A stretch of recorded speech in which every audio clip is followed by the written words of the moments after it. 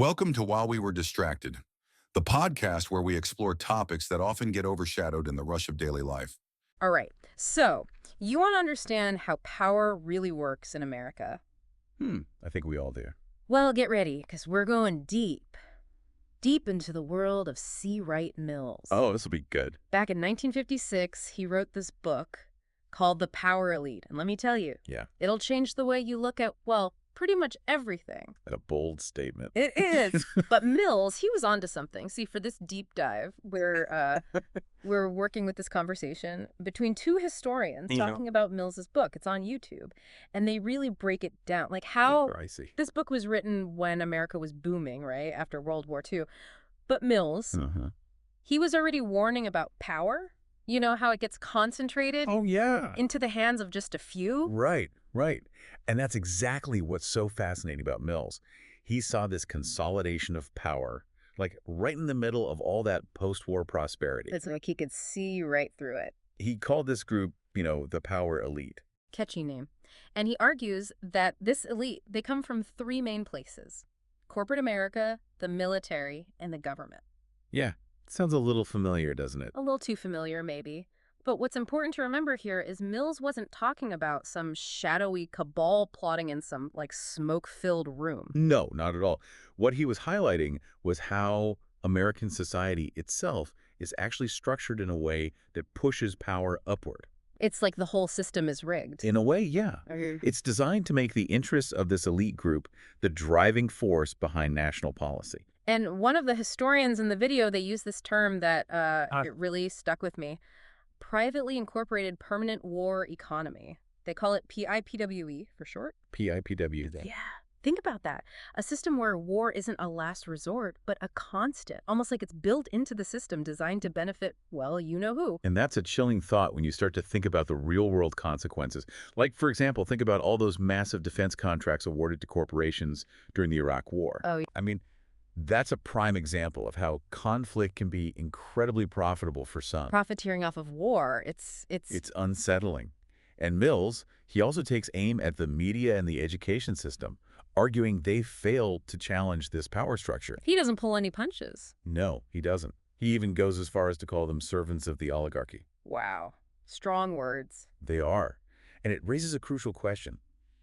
If those in power are left unchecked, and the media and education systems aren't pushing back, what can ordinary people do? Right. What can we do to counter this? It's a question that's more relevant now than ever. And here's the thing that really blows my mind: Mills wrote all of this back in 1956. Wow. But the video, these historians are saying his ideas are even more relevant today. And I think they're right. Yeah, I mean, look around. Exactly. We're struggling to deal with climate change. We're stuck in endless wars. It's like we're trapped. It's almost as if there's a power structure in place that resists change, even when it's clearly in everyone's best interest. It's like he was looking into a crystal ball. Mhm. So how did we get here? To understand how this power elite came to be, Mills breaks down the history of power structures in the U.S. into five distinct eras. Okay, so 5 distinct eras. Yeah, and he starts with this period of, like, elite cohesion after the War of Independence, back when power was more decentralized. Interesting. Then comes what he calls the era of romantic pluralism. It spanned from, like, Jefferson to the Civil War. And during that time, there was, like, a real sense of opportunity, like, for independence and freedom from political control. And a real possibility. Yeah, but then things start to take a turn with the Gilded Age, right? It lasts through the Great Depression. And this is where corporate power really starts to... Flex its muscles. Yeah, exactly. Especially after that 1886 Supreme Court decision, the one that granted corporations personhood. Right. From there, we move into the New Deal era. And while the New Deal brought some significant reforms, political and social reforms, it also kind of had this unintended consequence. It strengthened the elite's power even more by bringing corporate interests right into the heart of the federal government. I see. And that brings us to the fifth era, the one Mills was writing in, where the U.S. emerges as, like, this global superpower during and after World War II. This is when the power elite really solidifies its position, and that privately incorporated permanent war economy really becomes the driving force. So, like, all the pieces fall into place. Yeah. And you know, it's fascinating to consider what Mills might have said about the rise of, like, the neoliberal era, which could be seen as like, maybe a sixth era. This period, marked by the end of the Bretton Woods system, sees the U.S. taking an even more dominant, aggressive role in global capitalism. So we've got this power elite firmly in place, but how do they manage to stay there? I mean, for all this talk about checks and balances, Yep. Mills argues that liberal democracy has failed to prevent the rise of an oligarchy in the U.S. And a big part of that, according to Mills, is the transformation of the public into what he calls a mass society. He saw this as, like a decline in informed and engaged citizens. They're replaced by a population that's more, Passive. more passive and easily manipulated. So it's like the public becomes more susceptible to the whims of those in power, while the elite are actively working to maintain and enhance their dominance. Exactly. And he points to several factors that contributed to this, like, the rise of mass communication, increasing segregation in cities, and a decline in participation in groups like unions. All these trends create a more fragmented, isolated public. Isolated and divided. Yeah, exactly. And to make matters worse, the media, instead of acting as a watchdog, actually helps solidify the power elite's grip on society. It's almost like the opposite of what it should be doing. Right. Think about it. Mills saw how the media, in his time, was already creating a sense of uniformity of opinion by presenting a narrow range of viewpoints, which often just reinforced existing biases. Reinforcing the status quo. Yeah. And he wasn't too optimistic about the education system either. He argued that it was failing to teach people how to think critically, how to challenge the status quo. Instead of, encouraging people to think for themselves. Exactly. Mills saw education as more about, training people to fit into a depoliticized and hierarchical society, a society controlled by the power elite. So we've got a disempowered public, a media that reinforces the existing power structure, and an education system that doesn't encourage critical thinking. It's a pretty bleak picture, isn't it? It is. Yeah. But Mills saw a glimmer of hope in intellectuals. He believed they had the potential to challenge the status quo. Okay, so there's still hope. There is. But he was deeply concerned by what he called the conservative mood that was taking hold in academic circles. Conservative mood. Yeah, and this conservative mood, as he called it, stemmed from a combination of factors. Economic prosperity, a surge in nationalism, and a lack of real political alternatives. So like a perfect storm for complacency. In a way, yes. And all of this made it even harder for intellectuals to, speak truth to power. They were too worried about risking their careers, their standing within the system.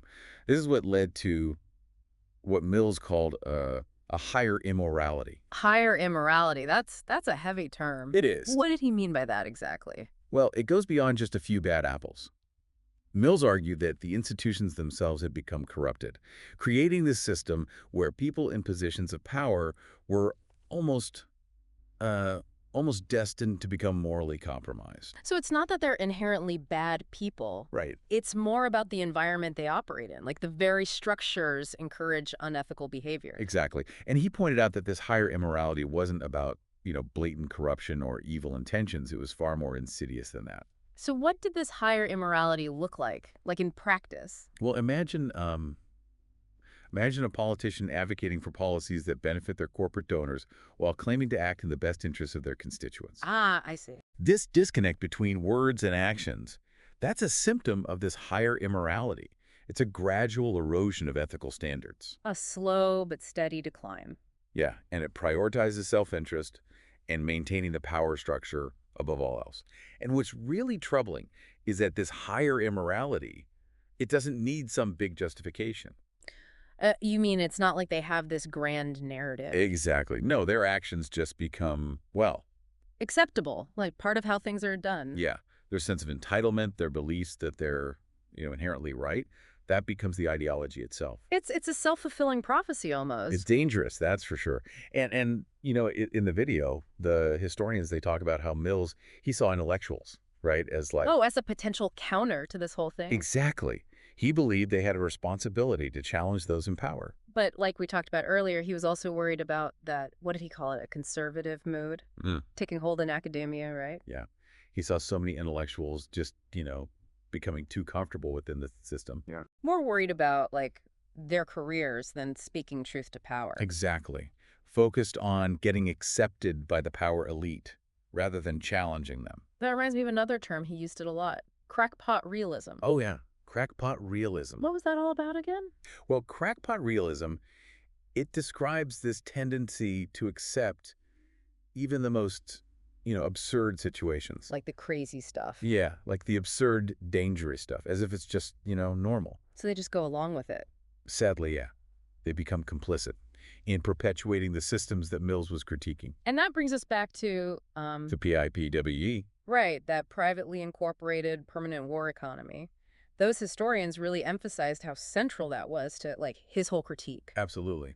Mills argued that this fusion of corporate and military interests, it was like the root cause Yeah. of so many of the problems facing American society. It created a system where war was no longer a last resort, but like a constant. A feature, not a bug. Exactly. And to understand how we got here, they say we need to look at the decisions made after World War II. The strategic decision, yeah. Instead of demobilizing after the war, Right. scaling things back, Right. the U.S. chose this path of global dominance. Which, of course, required a massive military presence all over the world. And to maintain that presence, you need resources. Funding, yeah. Yeah. That's where the privately incorporated part comes in, Corporations step in to fill that void. especially those in the defense industry. They become so intertwined with the military. They form this powerful complex, that has huge influence over government policy. It's a cycle. It just keeps feeding itself. Yeah, the need to keep this massive military machine running, it justifies even more spending, more intervention abroad, even suppressing dissent at home. And war just becomes, like, normal, part of life. Essential even to the economy. But to keep the system running, you need the public on board. Right. So how do you convince people to support, a permanent war economy? By creating a sense of threat, constant danger. This is where the media comes in. To, like, control the narrative. Yeah, perpetuating this idea of fear, urgency. Think about it. We're constantly being told about new enemies, new threats, new reasons to be afraid. It's a lot. It can start to feel, well, Orwellian. a little bit, yeah. It's unsettling how much of Mills' work still resonates today. Yeah. I mean, he wrote this stuff over 60 years ago. But it's like he predicted it all. The war on terror, the rise of surveillance. The constant fear of, enemies both real and imagined. It's kind of a bleak picture, isn't it? It is. But Mills, he doesn't leave us without hope. Oh, that's good. He ends the book with a call to action. With call to action. He challenges us to resist becoming what he calls cheerful robots, Cheerful robots. passively accepting the dictates of the power elite and the mass society, that they've created. So instead of despair, he's saying we need to, like, wake up. Exactly. We need to start thinking critically, engaging in dialogue, holding those in power accountable. He believed that awareness was the first step. The first step towards dismantling the power elite. Yeah.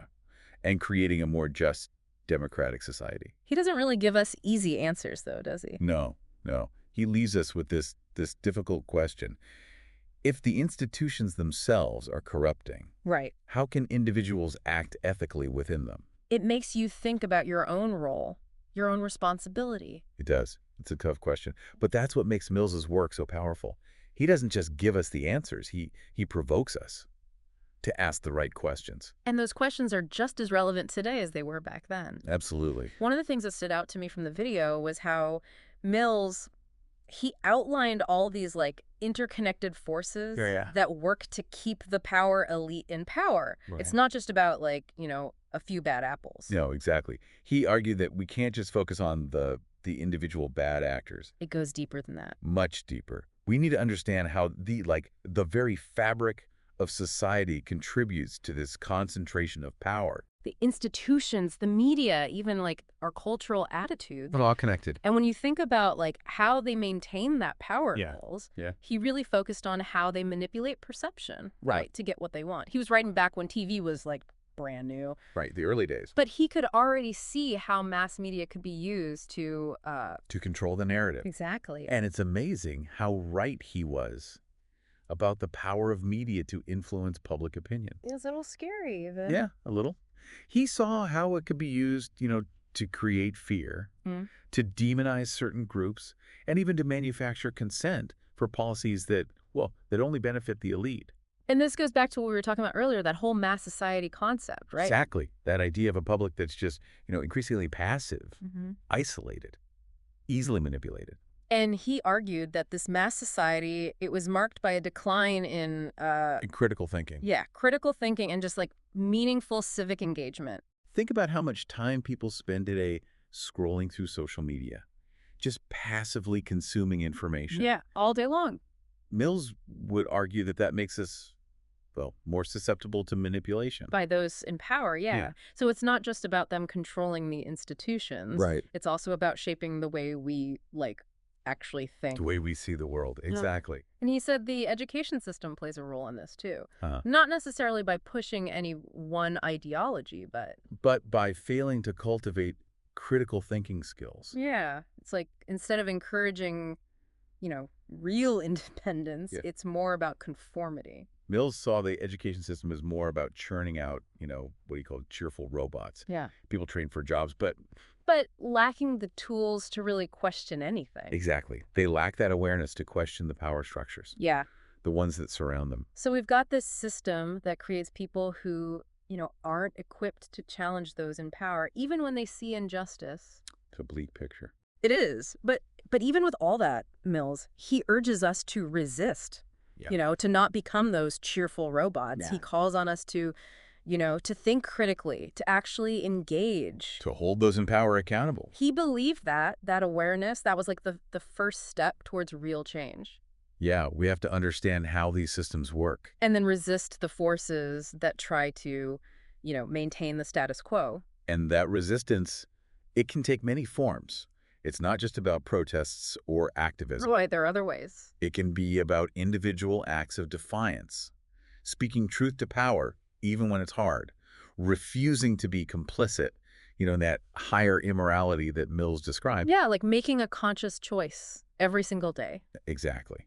Resistance can be both collective and individual, grand gestures or everyday actions. It's about refusing to accept the world as it is. And striving for something better. Yes. Mills' work, it's a call to action, to shake off the complacency of, society, to reclaim our power as individuals, as citizens. And that message, it resonates even more today. Yeah. I mean, think about it. Yeah. The concentration of power, the manipulation of information. It feels like it's everywhere. It's at unprecedented levels. But we have a choice. We can just accept the reality that's presented to us, or we can try to change it. we can participate in shaping a better future. So as we're all, navigating this crazy world, Yeah. let's keep Mills's words in mind. Think critically, engage in meaningful conversations, and never stop questioning the systems around us. And remember, even small acts of resistance, when there are enough of them, they can have a huge impact. That's a great thought to end on. Thanks for joining us on this deep dive into the work of C. Wright Mills. It's been a journey. It has. Challenging some assumptions, yeah, but ultimately, it's a journey toward understanding the forces that shape our world. Don't forget to like and subscribe for the next episode on While We Were Distracted.